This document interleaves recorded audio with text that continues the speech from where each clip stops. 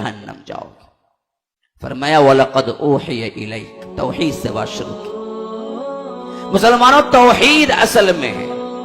رمضان میں عبادتیں کی ہیں، بہت اچھی چیز، نمازیں پڑھی ہیں، بہت اچھی چیز، لیکن اس کے پاس عقیدہ نہیں ہے، توحید نہیں ہے۔ یہ بات ہم 100% دعوے کے ساتھ کہہ سکتے ہیں کہ جس کے پاس عقیدہ نہیں، توحید نہیں، اس کی کوئی ایک نماز تو کیا ایک سجدہ بھی قبول نہیں۔ قبولیت کے شرط میں توحید ہو، رب العالمین ہی کے لیے جھکتا ہو، کائنات کا کوئی ذرہ، کائنات کا کوئی منظر، کائنات کی کوئی مخلوق، خواہ وہ پتھر ہو، شجر ہو، خواہ وہ سمندر ہو، خواہ وہ چاند ہو، خواہ وہ سورج ہو، تارے ہوں، خواہ وہ لوگ ہوں، پیر ہوں، مرید ہوں، خواہ وہ مزاریں ہوں، درگاہیں ہوں، خواہ وہ تمہارے لیے شیخ ہوں، فلاں ہوں، لیکن رب کی عبادت کی کوئی بھی ایکشن، مراسم عبودیت میں کوئی بھی ایکشن وہ جو رب نے اپنے لیے خاص کیا ہے کسی کے لیے کیے تو تمہارا ایک سجدہ بھی قابل قبول نہیں۔ اسی توحید کے بارے میں اللہ تبارک و تعالی بات شروع کی۔ وَلَقَدْ أُوحِيَ إِلَيْكَ، اے اللہ کے رسول صلی اللہ علیہ وسلم میں نے آپ کی طرف وحی کی ہے۔ وَإِلَى الَّذِينَ مِن قَبْلِكَ، اس سے پہلے جتنے آئے ہیں ان سب کو بھی وحی کی ہے۔ کیا وحی بھائی؟ وحی کیا ہے؟ نماز پڑھو۔ وحی کیا ہے؟ عبادت کرو۔ وحی کیا ہے؟ تہجد پڑھو۔ نہیں نہیں نہیں، کامن ایک بات سب رسولوں میں وحی ہوئی، وہ وحی کیا ہے؟ اتنی سخت ہے، اگر ہم اپنے آپ کو رکھ کے سوچیں گے پسینہ پسینہ ہو جانا چاہیے کہ فرمایا کہ ہم نے آپ کو اور آپ سے پہلے جتنے لوگ ہیں ان سب کو یہ وحی کی، لئن اشرکت لیحبطن عملک ولتکونن من الخاسرین، اگر آپ بھی، اللہ اکبر اللہ اکبر، توحید سمجھو، شرک سمجھو، اگر آپ بھی، یعنی خطاب کون ہے؟ خطاب کون ہے؟ محمد الرسول اللہ صلی اللہ علیہ وسلم سے لے کر حضرت آدم تک کے جتنے رسول و انبیاء آئے سب کو انفرادی خطاب ہے، ایک ایک کا۔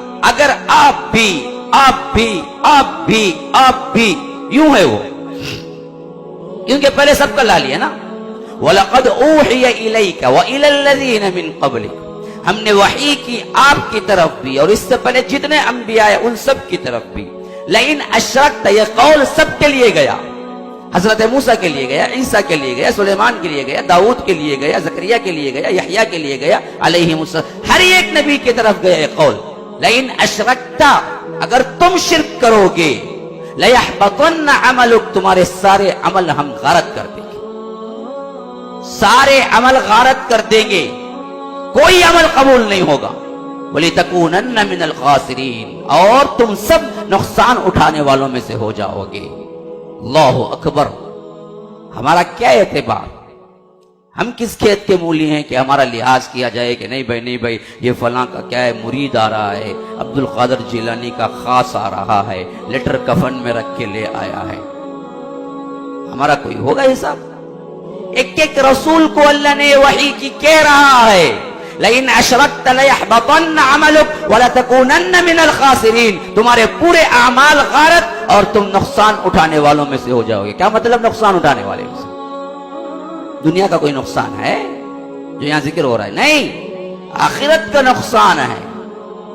اللہ اکبر، جہنم کی وعید ہے، حالانکہ جس کے بارے میں سوچا بھی نہیں جا سکتا تھا، یہ لوگ کیوں شرک کریں گے؟ لیکن اہمیت گناہ اتنا زیادہ وزنی ہے کہ ان کو خطاب کر کے کہا گیا تاکہ مینیجر کو ڈانٹ پڑ جائے تو چپراسی سمجھ جائے کہ مینیجر کو ایکسکیوز نہیں ہے تو چپراسی کو کہاں ایکسکیوز ہوگی۔ بس سمجھو کیوں خطاب عام ہے، اور خطاب بھی بہت انتہائی درجے کے کیا ہیں، اللہ کے بندوں سے خطاب ہے۔ کیوں؟ کمپنی کی کوئی رول توڑتا ہے، جس کا سب سے زیادہ ہائیسٹ پوسٹ ہے، جو پوری کمپنی کا مینیجر ہے، مالک بلا کے اس کو ڈانٹتا ہے، تیری یہ ہمت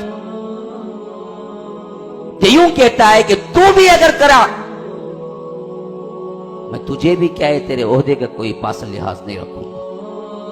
تو گویا یہ تنبیہ ہوتی ہے چپراسی تک کے لیے کہ اصل مسئلہ کیا ہے، مینیجر کا نہیں، اس کو نہیں چھوڑا تو تم کو چھوڑے گا۔ غلطی یہ ایک نہیں کرنا، کیونکہ کیا ہے آقا کو یہ ایک غلطی پسند نہیں۔ بعینی ہی اسی طرح رب کے سب سے محترم بندوں کو، کائنات میں ان سے افضل ترین کوئی گروہ نہیں، ان کو خطاب کر کے یہ وجہ سے کہنا، حالانکہ ان کی طرف شرک کی نسبت ہو ہی نہیں سکتی، لیکن کہنا یہ کہ لئن اشرکت لیحبطن عملک، اگر تم بھی کرو گے تو تمہارے اعمال بھی غارت ہو جائیں گے۔ ہم جیسے چپراسیوں کی طرف اشارہ ہے کہ بدبختو، وہ کریں گے تو اعمال غارت ہو جائیں گے، تم کرو گے تو ہم جنت میں بھیجیں گے۔ ان کے لیے میں نے یہ وعید سنائی ہے، تمہارے لیے تم عبد القادر جیلانی کی چٹھی لاؤ گے، کالے شاہ ولی کی چٹھی لاؤ گے، موسیٰ شاہ قادری کی چٹھی لاؤ گے تو ہم تمہیں کیا ہے بھیج دیں گے اندر۔